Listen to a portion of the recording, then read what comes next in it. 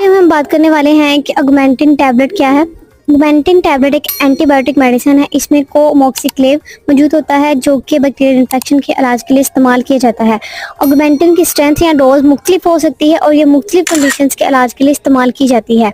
अगर हम इसकी स्ट्रेंथ या डोज की बात करें तो ये 375 mg में मौजूद है, जिसमें 250 mg मोक्सिसिलिन और 125 mg क्लेवुलेनिक एसिड मौजूद है।